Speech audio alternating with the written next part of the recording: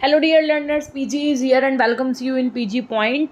देखिए, अगर अभी तक आप लोगों ने इस रिवीजन नहीं किए हैं तो जितने भी वीडियोस आपको प्लेलिस्ट में सारे मिल जाएंगे, उन सब का प्रॉपर रिवीजन करते रहिए, है ना। क्योंकि हर एक क्लास आपके एग्ज़ाम के पॉइंट ऑफ व्यू से मोस्ट इम्पॉर्टेंट है।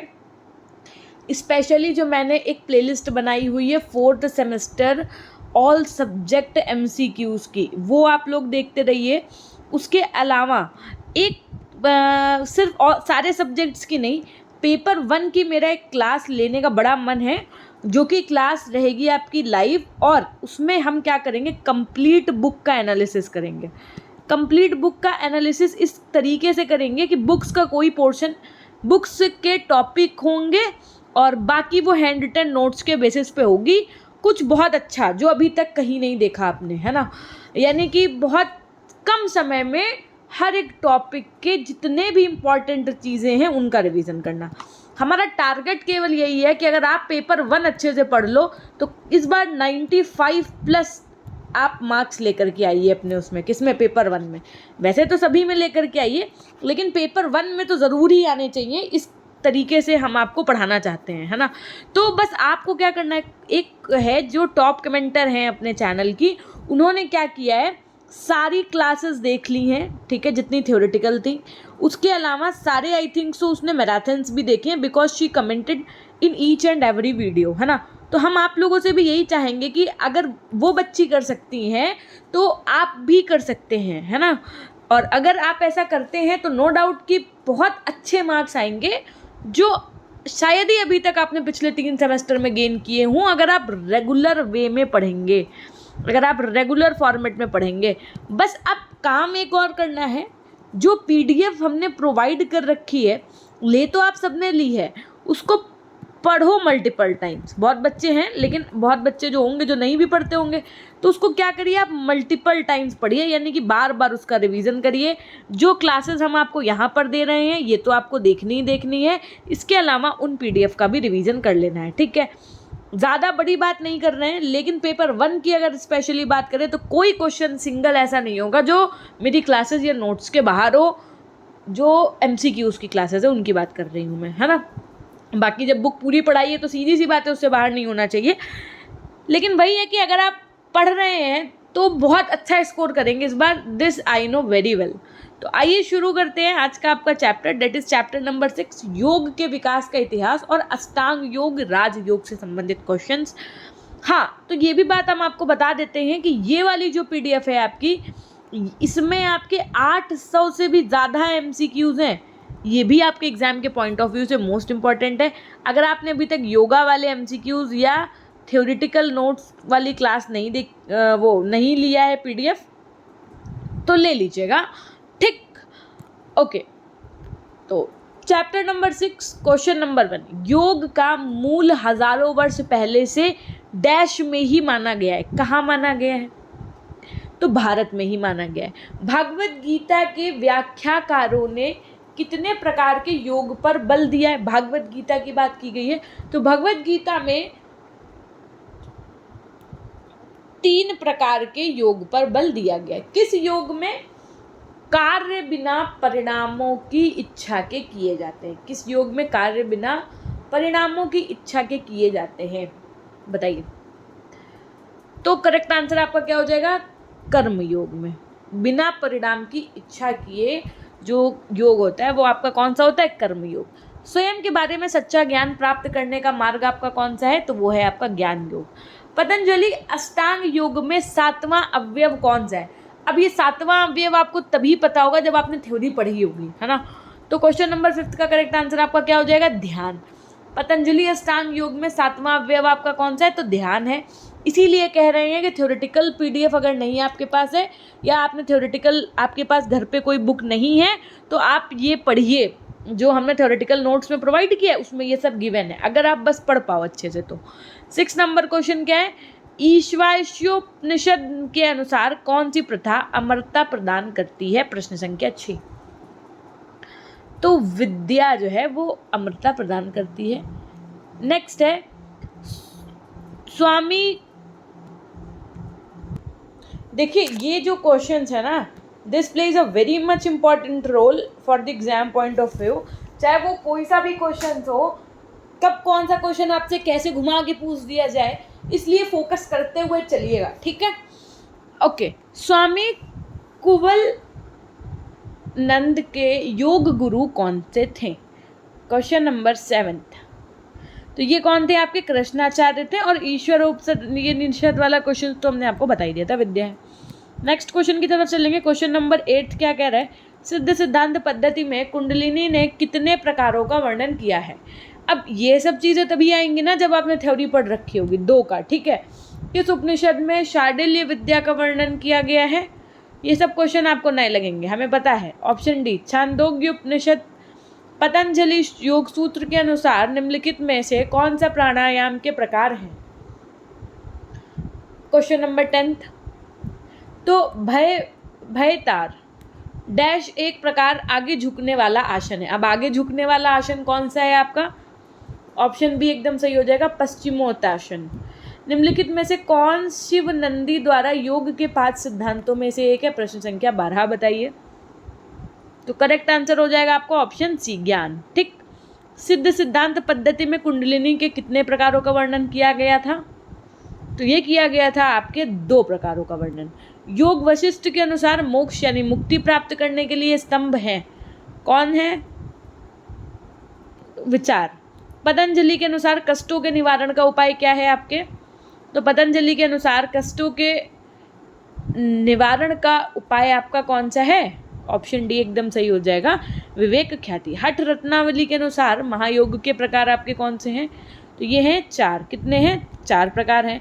हठ प्रदीपिका से क्या लाभ है? अब ये सारी चीज़ें थ्योरेटिकल में गिवन है, ठीक है।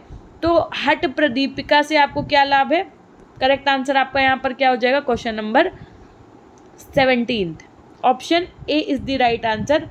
क्रम को नष्ट करता है ये। मोक्ष यानी मुक्ति प्राप्त करने का मार्ग कौन दिखाता है? तो मुक्ति प्राप्त करने का मार्ग आपका भगवद गीता, ब्रह्मसूत्र, उपनिषद ये सभी दिखाते हैं। पंचकोश को क्रमवार व्यवस्थित करिए। अब देखो यहाँ पर आपको पंचकोश सारे बताए गए हैं, है ना। अब पहले कौन सा था, दूसरा कौन सा था, तीसरा कौन सा था, चौथा कौन सा था, पांचवा कौन सा था, ये क्रम आपको डिसाइड करना है। लेकिन ये भी आप तभी कर पाओगे ना जब आपने पंचकोश पढ़ा हो, है ना।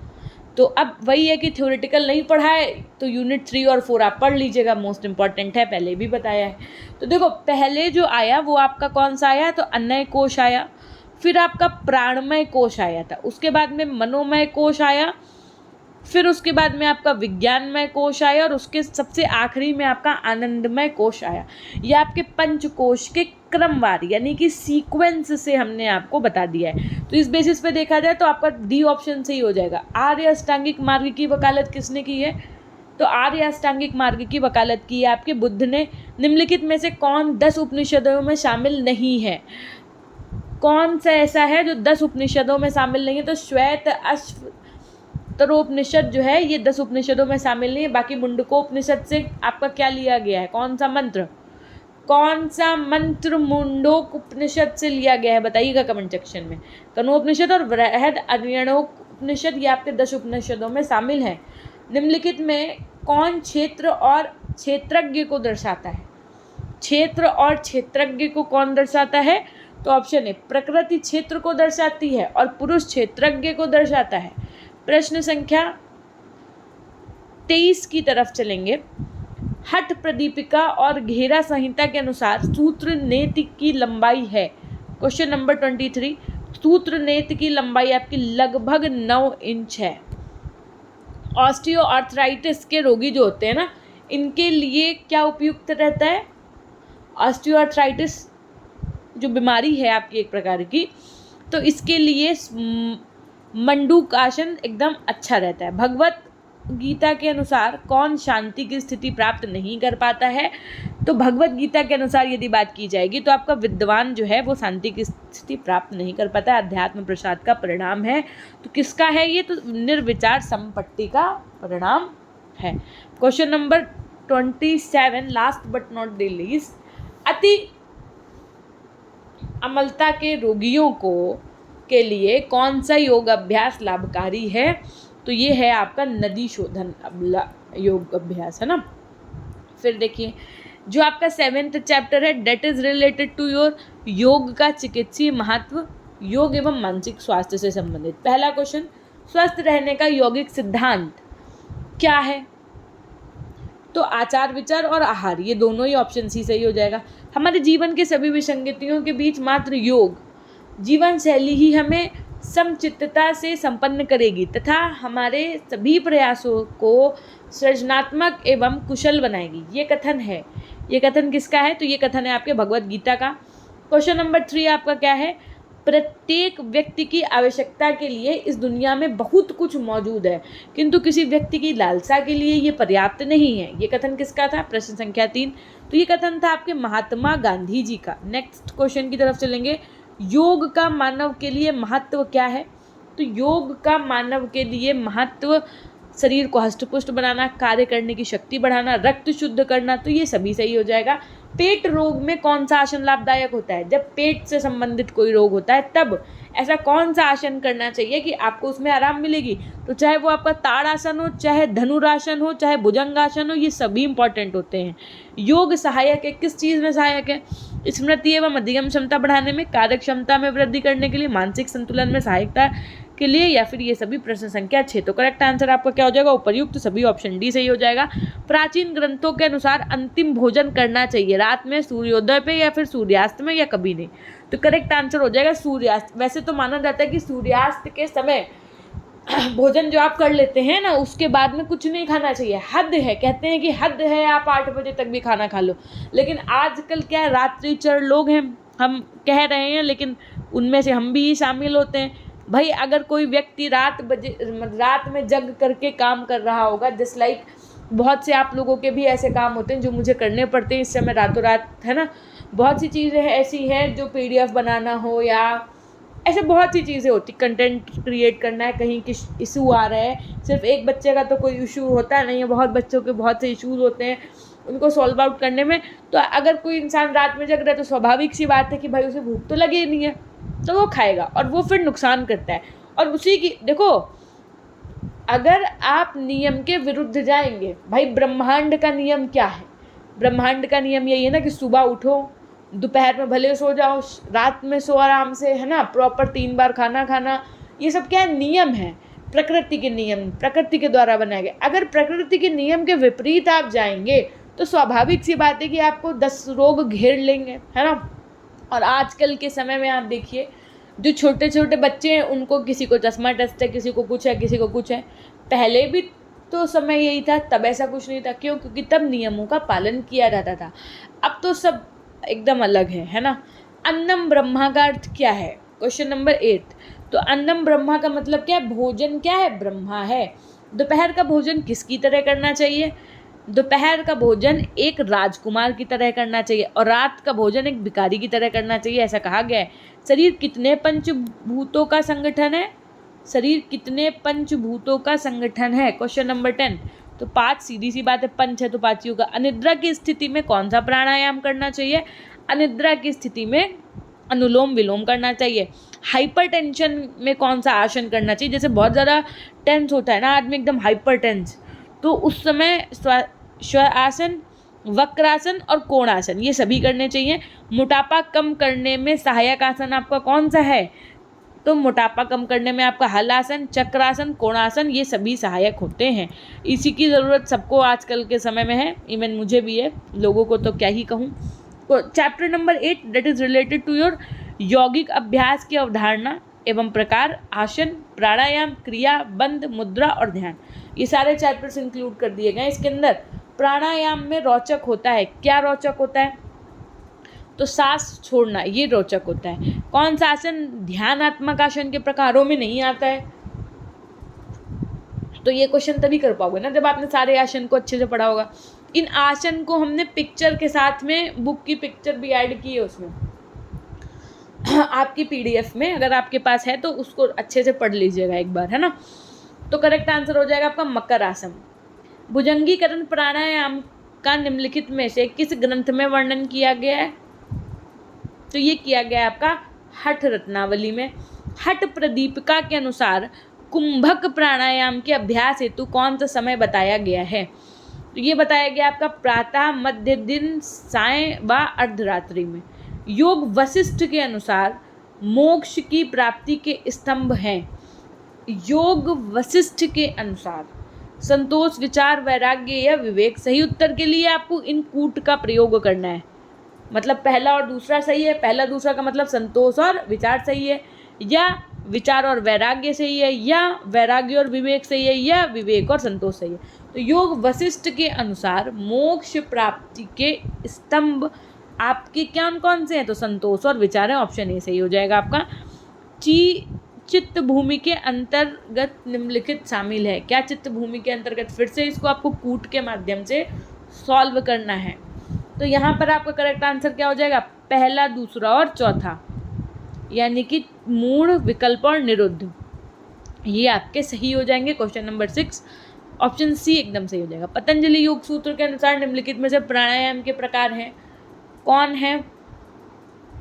ऑप्शन सी सही हो जाएगा। ब्राह्म्यंतर, विक्षेपी प्राणायाम, ये तीनों हैं, है ना, ये है। और इसके अलावा स्तंभ वृत्ति प्राणायाम। ठीक, तो इसको भी आपका करेक्ट आंसर क्या हो जाएगा? ऑप्शन सी हो जाएगा। क्वेश्चन नंबर 8 क्या है? विश्रामात्मक आसन के उदाहरण कौन कौन से हैं? तो विश्रामात्मक आसन के उदाहरण हैं आपके मकरासन, श्वासन दोनों। किस प्रकार के आसनों का अभ्यास शारीरिक विकास तथा शरीर की सभी क्रियाओं को व्यवस्थित करने के लिए किया जाता है? क्वेश्चन नंबर 9, तो ये किया जाता है संवर्धनात्मक आसन। ठीक, पवन मुक्तासन कितनी बार तक करना चाहिए? तो पवन मुक्त आसन करना चाहिए 5 बार तक। वजन कम करने के लिए कौन सा आसन उपयोगी है आपका? तो वजन कम करने के लिए गोमुख आसन उपयोगी है। वज्रासन कब नहीं करना चाहिए? वज्र आसन कब नहीं करना चाहिए? तो जब कमर दर्द हो, या जोड़ में दर्द हो, या एड़ी में दर्द हो, तब वज्रासन नहीं करना चाहिए। ताड़ आसन का अभ्यास कितने बार कर सकते हैं आप?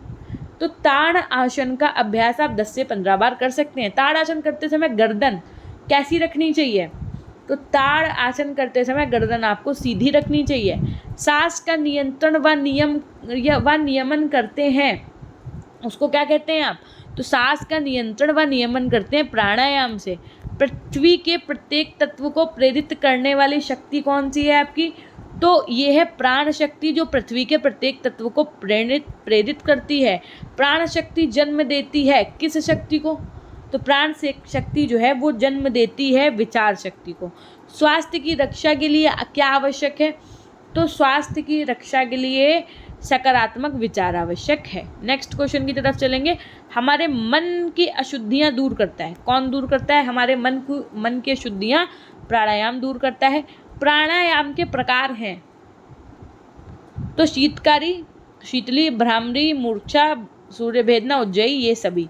किसके अभ्यास द्वारा शरीर में ऊष्मा पैदा होती है? सूर्य भेदना के द्वारा शरीर में ऊष्मा पैदा होती है।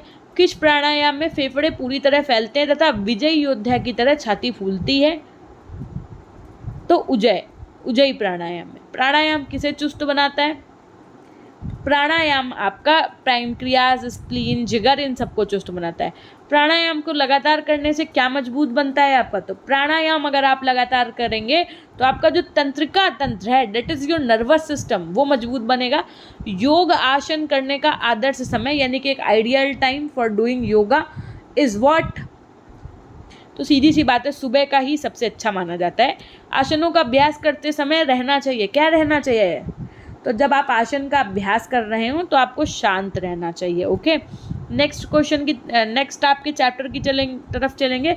That is related to your asana, उसकी परिभाषाएं, क्षेत्र, वर्गीकरण और क्या सावधानियां बरतनी चाहिए, इनसे संबंधित है ये आपका चैप्टर।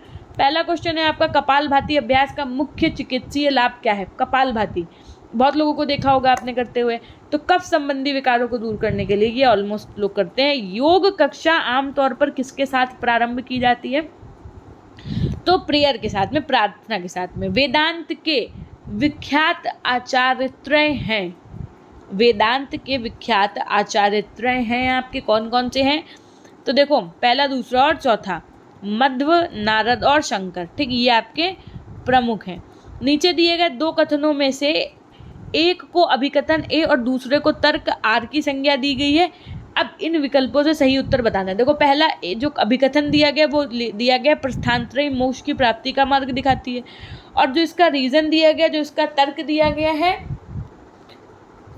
वो दिया गया है उपनिषद, ब्रह्मसूत्र और भगवत गीता वेदांत दर्शन के ज्ञान के 3 प्रामाणिक मुख्य स्रोत हैं। अब आपको इनमें से आंसर बताना है, ये एकदम रीजनिंग टाइप क्वेश्चन है ना। तो ए और आर दोनों ही बातें सही हैं, लेकिन आर जो है, ये जो आर वाला का तर्क है, ये ए की सही व्याख्या कर रहा है, मतलब उसको व्याख्यात कर रहा है। ठीक, किसके अनुसार आरामदायक मुद्रा में दीर्घ अवधि तक बैठने को आसन कहते हैं? तो ब्रह्म उपनिषद में सिर सुखम आसनम अर्थात स्थिर और आरामदायक मुद्रा ही आसन है। ये किसने दी है परिभाषा आपकी? तो ये दी है एल्फोर्डो व नीट ने। ठीक, एल्फोर्डो व नीट ने। नेक्स्ट, किस प्रकार के आसन मन को शांत करने के लिए और एकाग्रता को बढ़ाने के लिए किए जाते हैं? Question number 7। तो ध्यानात्मक जो आसन होते हैं वो मन को शांत करने के लिए और एकाग्रता को बढ़ाने के लिए किए जाते हैं। वज्र आसन करने से क्या लाभ है? Question number 8। तो वज्र आसन करने से लाभ है उपापचय की क्रिया ठीक रहती है, वजन कम हो जाता है, शरीर सुडौल रहता है, तो उपयुक्त सही हो जाएगा आपका। हस्त आसन कितने समय तक करना चाहिए? हस्त आसन करना चाहिए कितने समय तक? 30 सेकंड से लेकर के 2 मिनट तक करना चाहिए। त्रिकोण आसन करने से त्रिकोण आसन करने से क्या मजबूत होता है? तो त्रिकोण आसन करने से क्या मजबूत होता है? गर्दन और पीठ मजबूत हो जाती है। मधुमेह के बचाव व नियंत्रण में लाभकारी कौन सा आसन होता है? जो डायबिटीज़ के पेशेंट होते हैं उनको भुजंग आसन करना चाहिए। ठीक है, option A is the right answer. Question number 12 क्या कह रहा है? पश्चिमोत्तासन का लाभ क्या है? जो पश्चिमोत्तासन होता है उसका लाभ होता है कि ये पैरों को भी मजबूत करता है, मस्तिष्क को शांत रखता है, रीढ़ की हड्डी में खिंचाव पैदा करता है, सभी चाहिए। चक्रासन विशेषकर किसके लिए लाभदायक होता है? जो चक्रासन होता है वो लाभदायक होता है बच्चों के लिए। किसके लिए? विद्यार्थियों के लिए।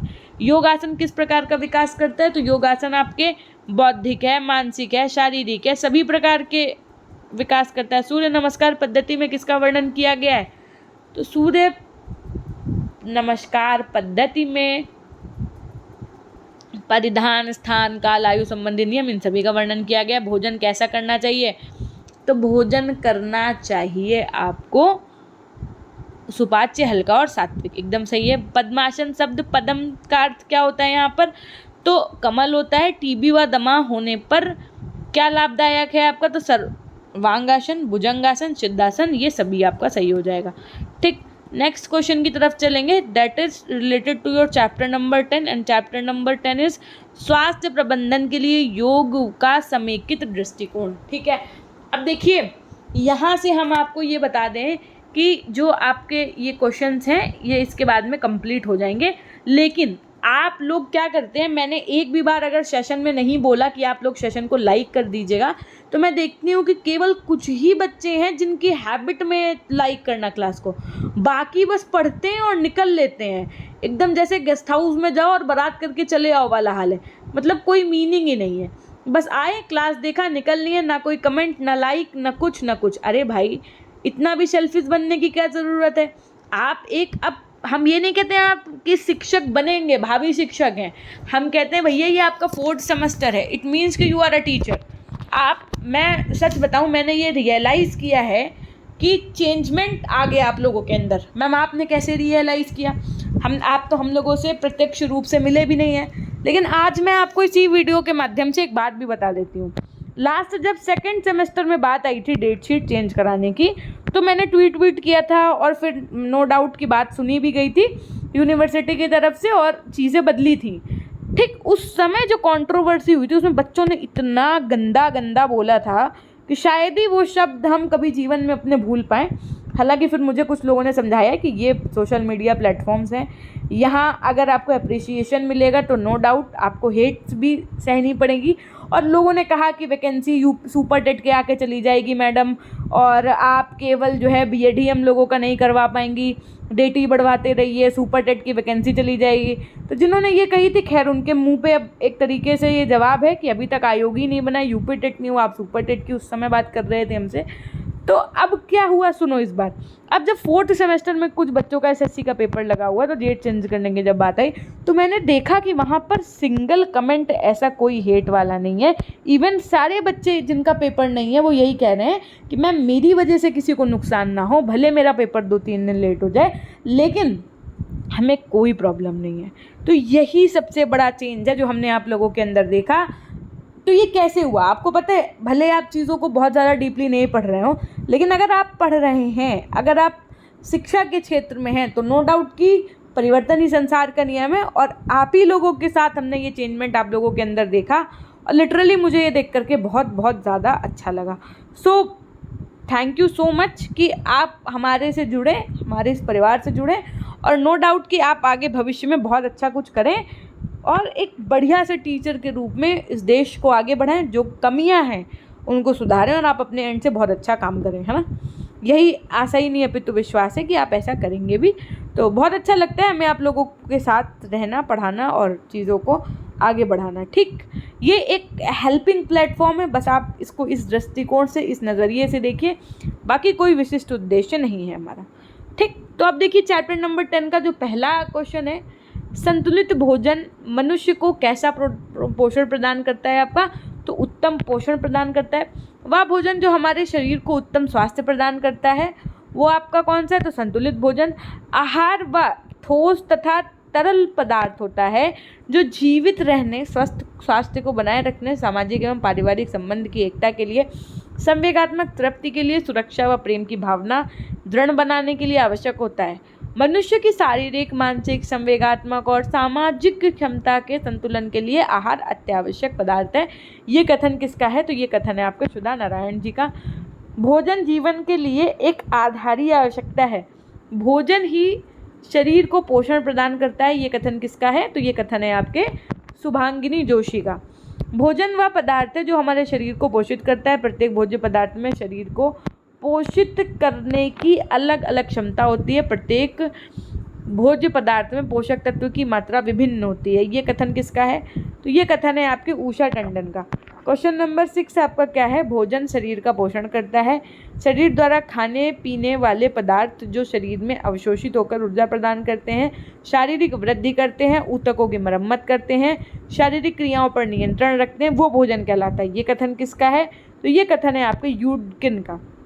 उत्तम स्वास्थ्य की प्राप्ति के लिए कैसा भोजन आवश्यक है, तो एक संतुलित भोजन आवश्यक है। उत्तम स्वास्थ्य मनुष्य को कैसी सोच प्रदान करता है, तो सकारात्मक सोच प्रदान करता है। ठीक है, पोषण शरीर में होने वाली विभिन्न क्रियाओं का संगठन है जिसके द्वारा सजीव प्राणी ऐसे पदार्थों को ग्रहण तथा उपभोग करता है जो शरीर के विभिन्न कार्यों को संपन्न करते हैं, शारीरिक वृद्धि के लिए आवश्यकता होता है तथा टूट फूट का पुनर्निर्माण भी करते हैं। ये कथन था आपके किसका भैया, तो D.F. टर्नर का। पोषण मनुष्य एवं उसके बीच का संबंध है एवं इसमें शारीरिक, सामाजिक, मनोवैज्ञानिक तथा जैविकीय पहलू भी सम्मिलित होते हैं।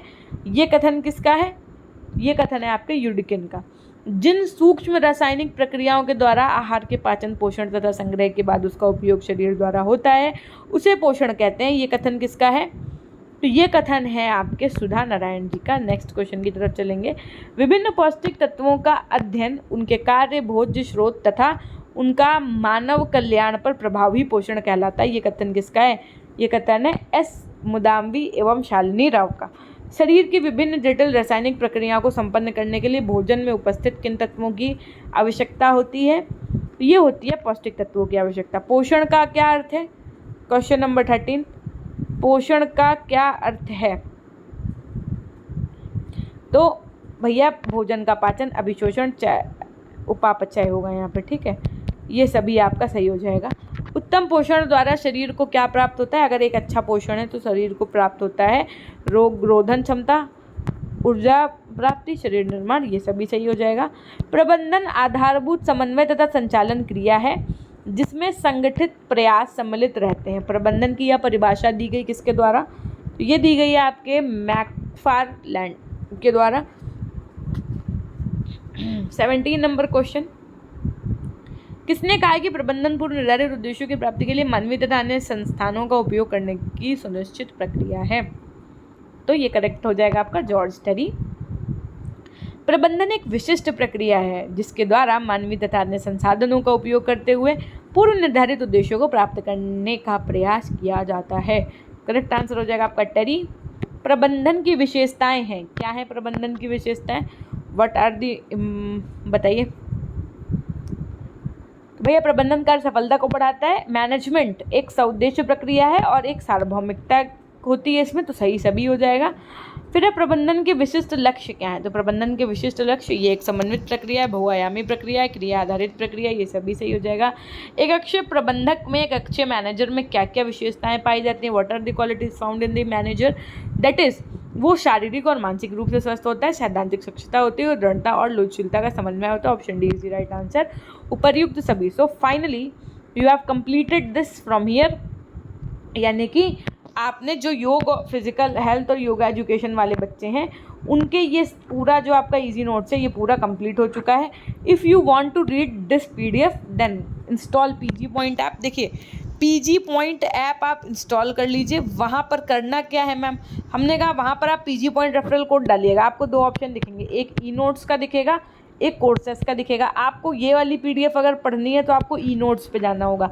ई नोट्स पे जैसे मान लो आपने टच कर दिया, ठीक, ई नोट्स पे टच करने के बाद में यहाँ पर आपको दिखेगा पेड ई नोट्स, ठीक, और यहाँ पर आपको दिखेगा सी ऑल। अगर आप यहाँ पर क्लिक करके नीचे की तरफ जाओगे तो यहाँ पर जो 800 क्वेश्चंस वाली एक PDF है वो दिख जाएगी आपको, और थ्योरी वाली तो वो तो ज़रूर पढ़नी है पढ़नी। जिसके पास नहीं है वो ले लियो, जिसके पास है वो मल्टीपल टाइम्स रिवीजन कर ले। फिर पेड के नीचे स्क्रॉल करिएगा, बैक आकर के वहाँ आपको फ्री नोट्स दिखेगा।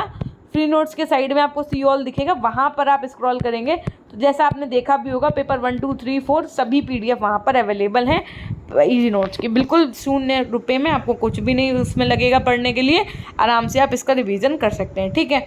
इसके अलावा वन ऑफ द जो हम आपको बताना चाहेंगे कि अगर आप अभी तक हमारे टेलीग्राम चैनल से नहीं जुड़े तो PG पॉइंट के नाम से जुड़ सकते हैं। और देखिए तैयारी ज़रूर करते रहिए। B.Ed कंप्लीट हुआ है इसका मतलब ये नहीं कि जॉब लग गई है, ठीक, तो ये मान के चलिए कि संभावनाएं हैं वैकेंसी आने की। तो अगर आयोग सही समय पे बन जाता तो वैकेंसी भी आनी है।